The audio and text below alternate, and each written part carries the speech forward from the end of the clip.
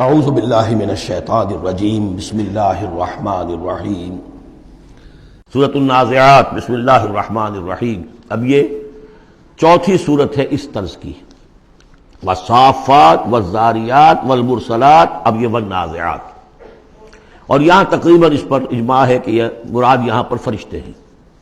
بسم اللہ الرحمن الرحیم والنازعات غرقا، قسم ہے ان فرشتوں کی کہ جو انسانوں کے جسموں کے اندر تیرتے ہوئے جاتے ہیں اور ان کی جانیں نکالتے ہیں۔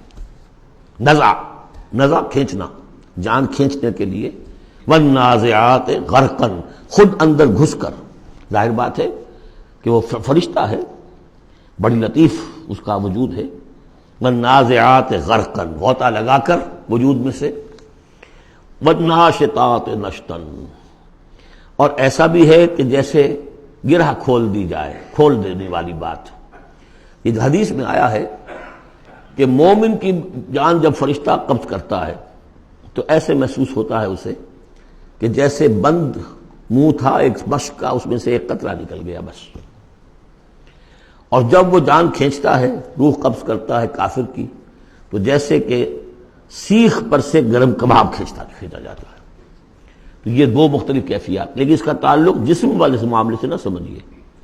آخری وقت عالم نزع تو بہت سے نیک لوگوں پر بھی سخت آ جاتا ہے، حضور پر بھی عالم نزع جو ہے وہ سخت آیا ہے، اور اس میں بار بار حضرت فاطمہ رضی اللہ تعالیٰ عنہ رو دیتی تھیں، واہ بتاؤ، ہائے میرے ابا جان کی یہ کیا کیفیت ہے۔ اور حضور فرماتے تھے کہ بیٹی آج کے دن کے بعد تیرے باپ کے لیے کوئی سختی نہیں ہے۔ تو ایک ہے ظاہری جسم کا معاملہ، ایک ہے اندر سے جب روح، جب وہ گرہ کھلتی ہے، اس وقت بالکل بندہ مومن کے لیے ایسے ہوگا جیسے کہ ایک جو قطرہ تھا بس بند مشک میں سے وہ نکل آیا۔ والسابحات سبحا، پھر یہ فرشتے تیرتے ہوئے فضا میں اور خلا میں اس روح کو لے کر جاتے ہیں۔ کہاں لے کر جاتے ہیں یہ آگے آئے گا ویل للمطففین میں، سورۃ المطففین میں۔ فالسابقات سبقا، پھر وہ آگے بڑھتے ہیں، ایک دوسرے سے نکلتے ہیں۔ فالمدبرات امرا، پھر جو حکم ہوتا ہے اس کی تدبیر کرتے ہیں۔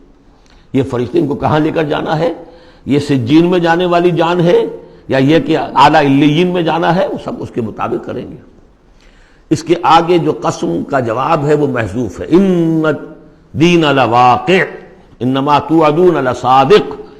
سورہ زاریات میں، سورہ مرسلات میں اسے واضح کر دیا، یہاں اب اسے حذف کر دیا۔ یوم ترجف الراجفہ، جس دن کہ یہ کانپے گی ایک مرتبہ کانپنے والی زمین، زلزلہ۔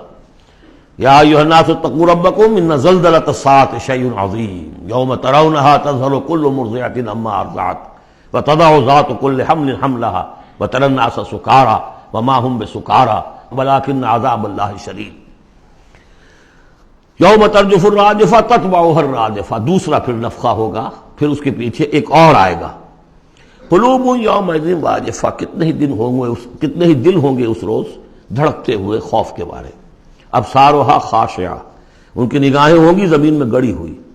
یقولون ائنا لمردودون فی الحافرہ، اور وہ کہتے ہوں گے کہتے ہیں کہ کیا ہمیں لوٹا دیا جائے گا الٹے پاؤں، پھر ہم مرنے کے بعد دوبارہ پھر زندہ کر دیے جائیں گے۔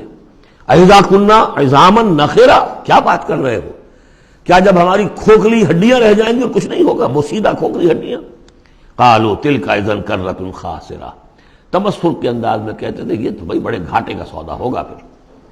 فإنما هي زجرۃ واحدہ، تو یہ تو بس ایک ہی ڈانٹ ہوگی، وہ تیسرا جو نفخہ ہوگا، نفخہ جو ہے باس کا، ایک ڈانٹ۔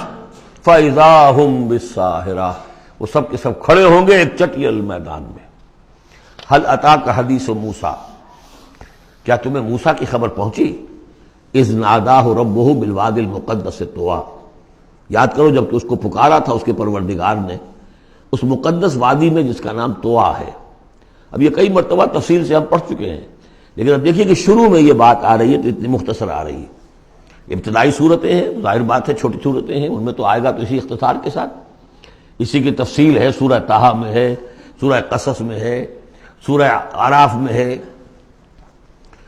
اذهب الى فرعون انه طغى، تو اللہ نے جو ندا کیا تھا، اذ ناداہ ربہ بالوادی المقدس طویٰ اذهب الى فرعون انه طغى، جاؤ فرعون کی طرف، اب یہ رسول بن گئے۔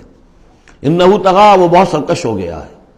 فَقُلْ هَلْ لَكَ إِلَىٰ أَن تَزَكَّىٰ، اور جا کر کہو کہ بھائی ہے کوئی ارادہ تمہارا کہ تم اپنے آپ کو پاک کر لو، صاف کر لو، اپنے عقائد، اپنے خیالات، اپنے اعمال، اپنا کردار. وَأَهْدِيَكَ إِلَىٰ رَبِّكَ فَتَخْشَىٰ، اور میں تمہاری رہنمائی کروں تمہارے رب کی طرف تاکہ تمہارے اندر بھی خشیت پیدا ہو جائے، اللہ کا خوف، اللہ کا تقوی، اللہ کی خشیت. فَأَرَاهُ الْآيَةَ الْكُبْرىٰ، اور اس نے دکھایا اس کو بہت بڑی نشانی، یعنی جو معجزہ دے کر بھیجے گئے تھے، سانپ والا معجزہ وہ دکھایا. فَكَذَّبَ وَعَصَىٰ، لیکن اس نے جھٹلا دیا اور نافرمانی کی. ثُمَّ أَدْبَرَ يَسْعَىٰ، پھر اس نے پیٹھ موڑی کوشش کرتے ہوئے، بھاگ دوڑ کرتے ہوئے، یعنی تمام ملک سے تمام ماہر جادوگروں کو بلانے کے لیے. فَحَشَرَ فَنَادَىٰ، اور پھر جمع کیا اپنی رعیت کو، اور اس نے پکار لگائی، ہانک لگائی. فَقَالَ أَنَا رَبُّكُمُ الْأَعْلَىٰ، میں ہوں تمہارا سب سے بلند مالک اور رب. اب دیکھیے اس کی معنی کیا ہے. یہاں پر اس کا یہ دعویٰ یہ نہیں ہو سکتا تھا کہ میں نے اس کائنات کو پیدا کیا یا تمہیں پیدا کیا. وہاں ایسے بھی بڑے بوڑھے ہوں گے جنہوں نے اسے پیدا ہوتے ہوئے دیکھا ہوگا، کب یہ جن کی ولادت شریفہ ہوئی تھی.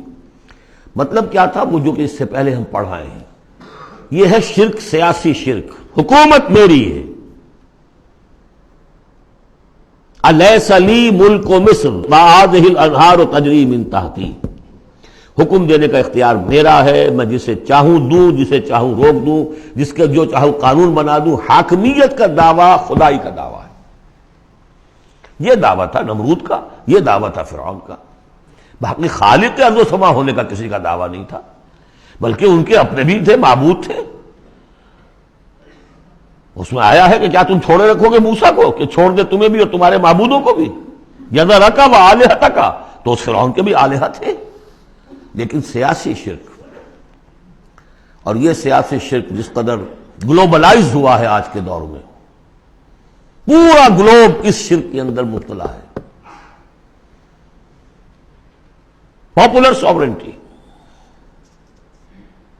پہلے وہ ٹنوں گندگی کسی ایک شخص کے سر پہ رکھی ہوتی تھی، فرعون صاحب کے سر پر رکھی ہوئی ہے وہ حاکمیت کی گندگی. اب انہوں نے کیا کہ اس کو تولا تولا ماشا ماشا سب میں بانٹ دو. اور ابلیس کی مجلس شورا میں علامہ اقبال نے کس قدر خوبصورت تعبیر کی ہے. ہم نے خود شاہی کو پہنایا ہے جمہوری لباس، جب ذرا آدم ہوا ہے خود شناس و خود نگر. اسی کو بدل دیا، ہم نے شکل بدل دی ہے. کفر وہی تھا، انسانی حاکمیت. الیس لی ملک مصر، کیا مصر کی بادشاہی میری نہیں ہے؟ وہذہ الانہار تجری من تحتی، سارا اریگیشن کا سسٹم یہ میرے کنٹرول میں، جس کو چاہوں گا پانی لینے دوں گا، جس کو چاہوں گا روک دوں گا. فقال انا ربکم الاعلی فاخذہ اللہ نکال الآخرۃ والاولی، تو پکڑ لیا اسے اللہ نے سزا میں، آخرت کی بھی اور پہلی کی بھی، یعنی دنیا کی بھی سزا. دنیا میں غرق ہوا اپنے پورے لاؤ لشکر سمیت. آخرت میں جو ہونا ہے وہ نقشہ ہم دیکھ چکے ہیں بہت مرتبہ سورہ یونس میں خاص طور پر.